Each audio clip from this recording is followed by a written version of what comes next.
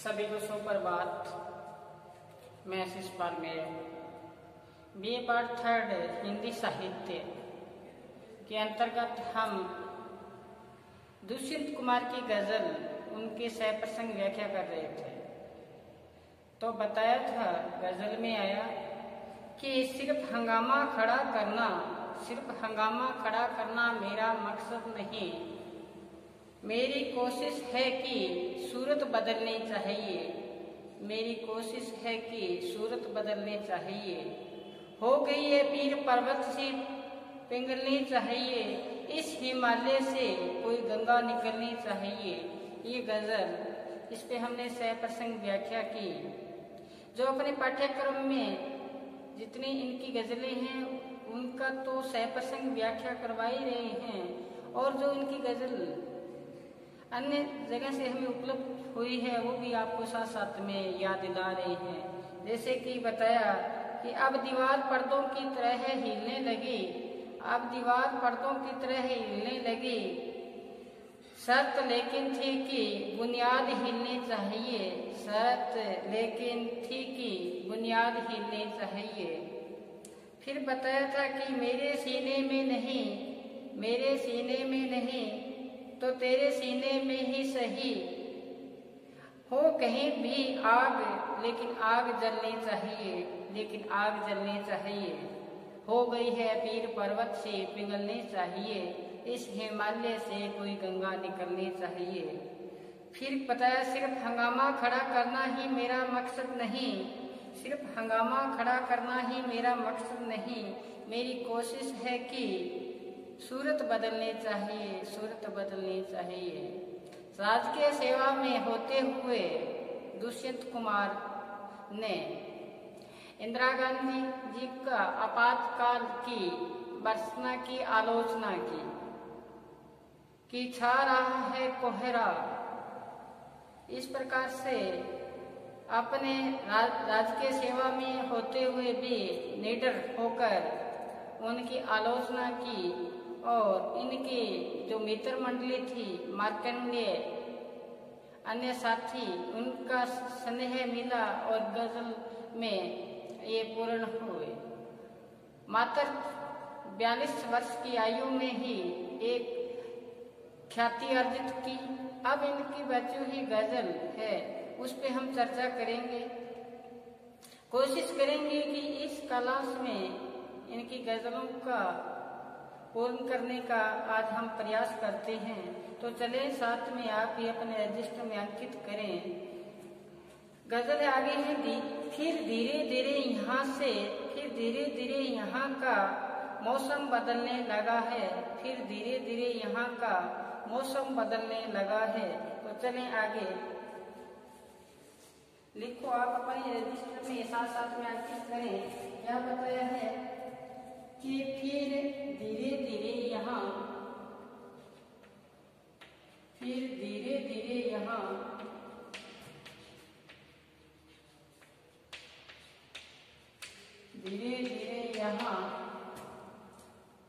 का मौसम बदलने लगा है।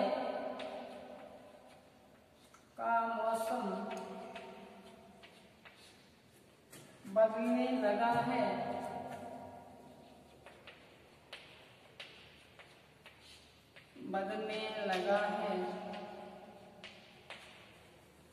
वातावरण सो रहा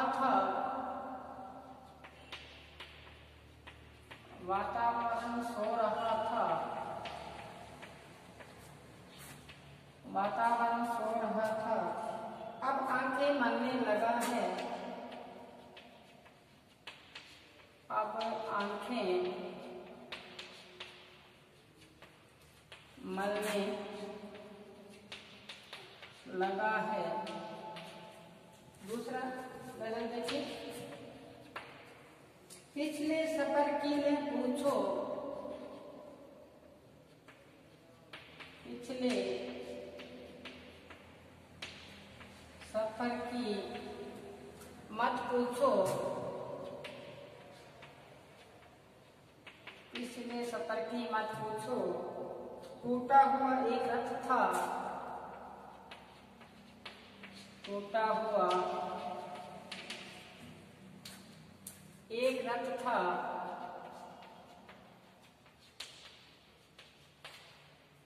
टूटा हुआ एक रथ था, जो रुक गया था कहीं, रुक गया था कहीं, पर रुक गया था कहीं पर फिर साथ चलने लगा है, फिर साथ चलने लगा है।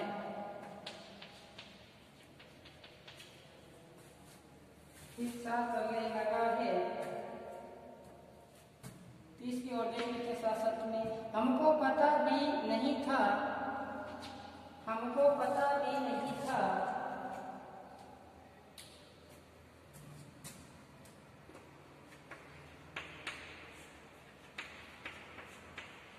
भी नहीं था,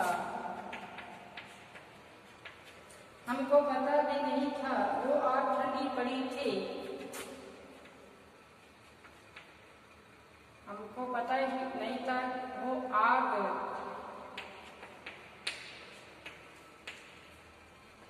ठंडी पड़ी थी।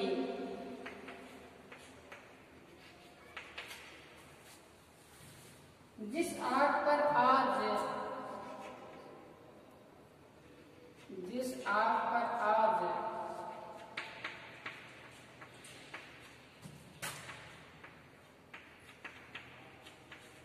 राज पानी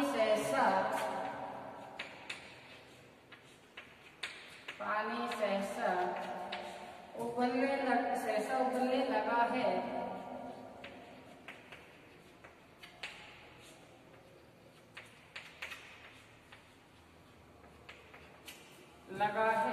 एक बार इस पे ध्यान दें। क्या बता रहे हैं? फिर धीरे धीरे यहाँ मौसम बदलने लगा है, वातावरण सो रहा था, अब आंखें मलने लगा है। पिछले सफर की मत पूछो, टूटा हुआ एक रथ था, जो रुक गया था कहीं, फिर साथ चलने लगा है। हमको पता भी नहीं था कि वो आग ठंडी पड़ी थी, फिर आग पर आज पानी सहसा उबलने लगा है। तो कवि ने यहाँ पे क्या बताया है? देखो, पहले जो गजल है उस पे अपने सह प्रसंग व्याख्या करते हैं। तो इसमें कवि ने क्या कहा है कि फिर धीरे धीरे यहाँ मौसम बदलने लगा है, वातावरण सो रहा था, अब आंखें मलने लगा है। आंखें मलना एक नव चेतना का संचार होना, अपने कार्य के प्रति सचेत होना। आंखें मलना, अंगड़ाई लेना, अपने उसी कार्य के प्रति तल्लीनता के साथ लीन होना, आंखें मलना। तो नव चेतना का यह संचार हुआ है। तो कवि ने क्या बताया है? यहाँ एक सामाजिक जो परिवेश है, सामाजिक परिवेश में एक आशावादी संकेत उभर के सामने आया है, अंधेरे में उजाला हुआ है। उसी के संदर्भ में ये गजल कही है कि फिर धीरे धीरे यहाँ मौसम बदलने लगा है। मौसम बदलने का यहाँ राजनीतिक परिवेश से तात्पर्य है। मौसम बदलना राजनीतिक परिवेश कि धीरे धीरे यहाँ मौसम बदलने लगा है कि कवि कहता है कि वातावरण ऐसा बदला धीरे धीरे कि सामाजिक वातावरण, देश की राजनीतिक परिस्थितियां या परिवेश पहले ठीक नहीं था, अब वो ठीक होना शुरू कर दिया है।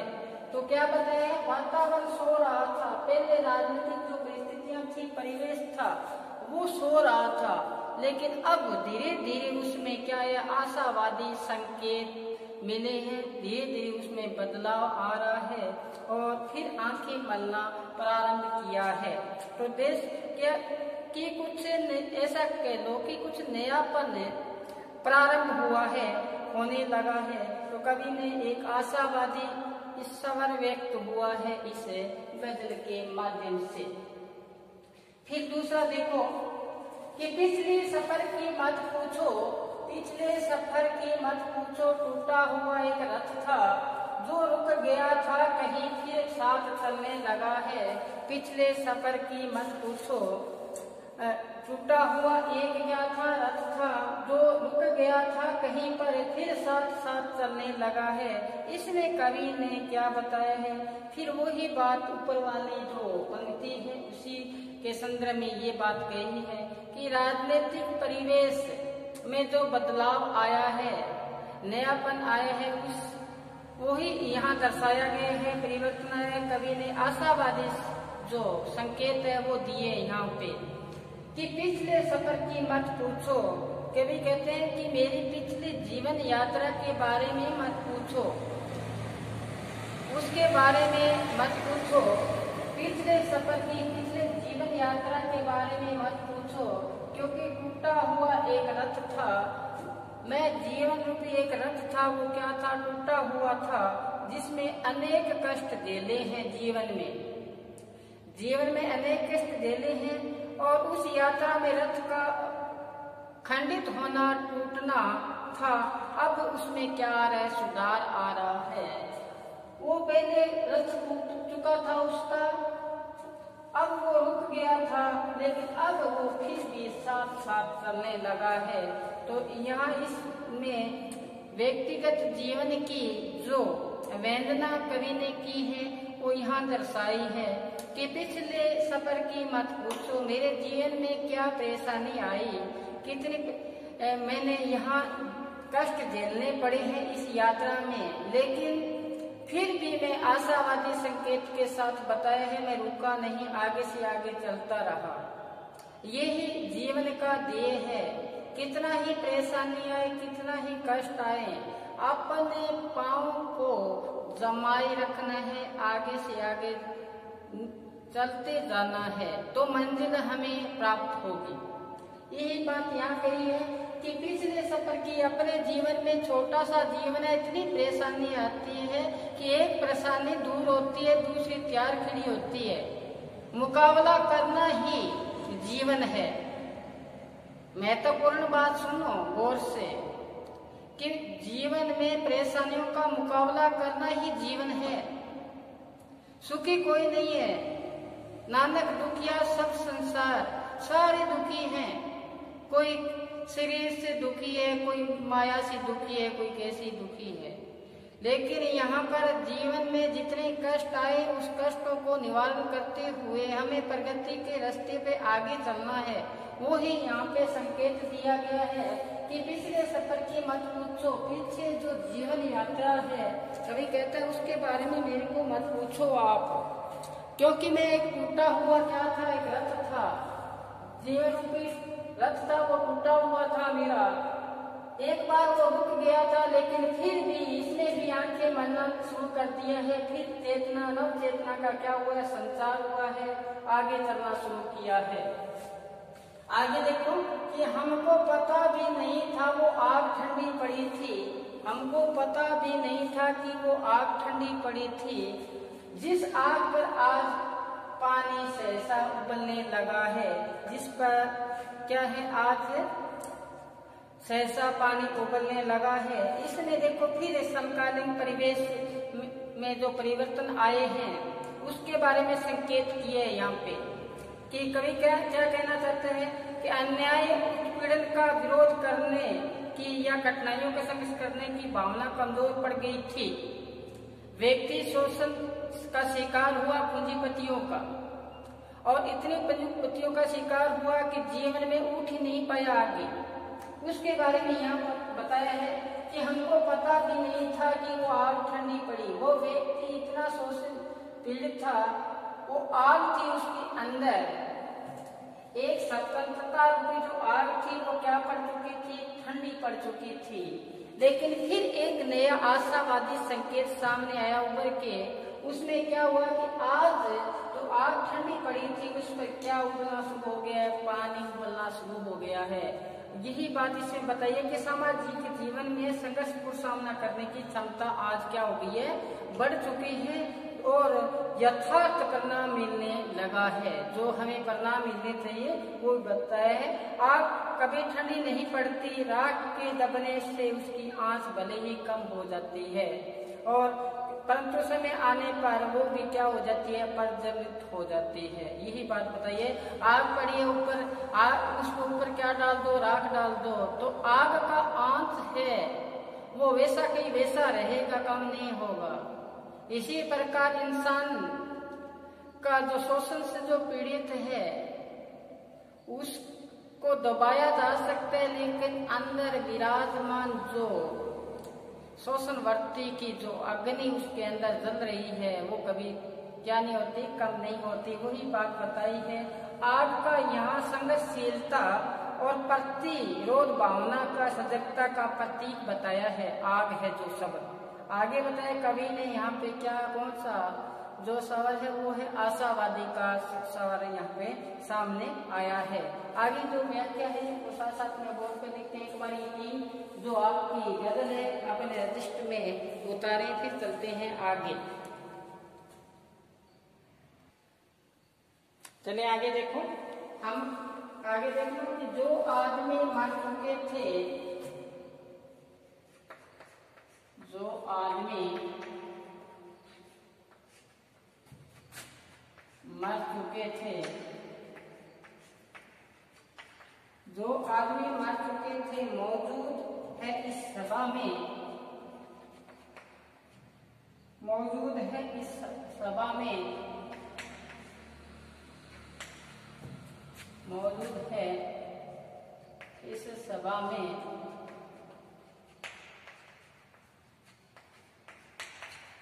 आगे देखो,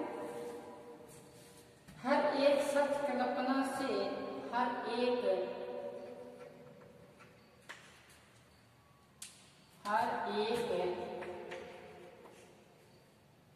सच कल्पना से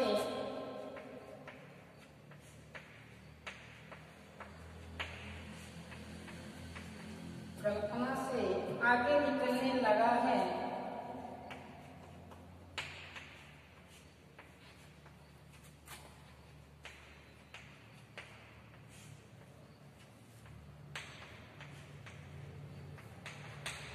आगे देखो, ये घोषणा हो चुकी है, ये घोषणा हो चुकी है, ये घोषणा हो चुकी है। मेला लगेगा यहाँ पर,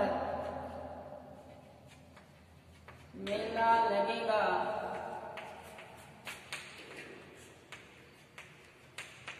यहाँ पर, हर आदमी घर पहुंचकर, हर आदमी घर पहुंचकर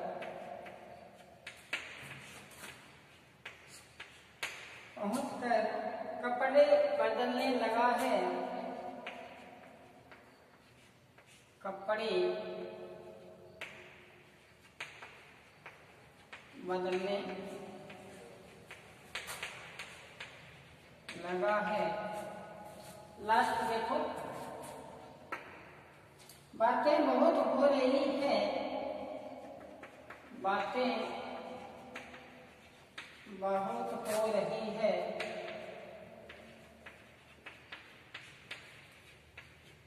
बातें बहुत हो रही है मेरे तुम्हारे विषय में, मेरे तुम्हारे विषय में,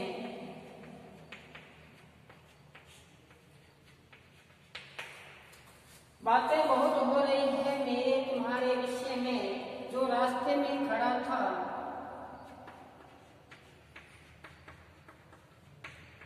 जो रास्ते में खड़ा था, जो रास्ते में खड़ा था, पर्वत पिघलने लगा है,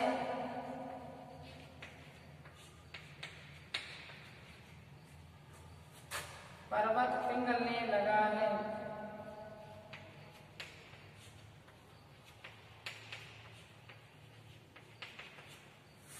देखो इस पे अपनी चर्चा करते हैं। जो आदमी मर चुके थे मौजूद इस सभा में, हर एक सच कल्पना से आगे निकलने लगा है।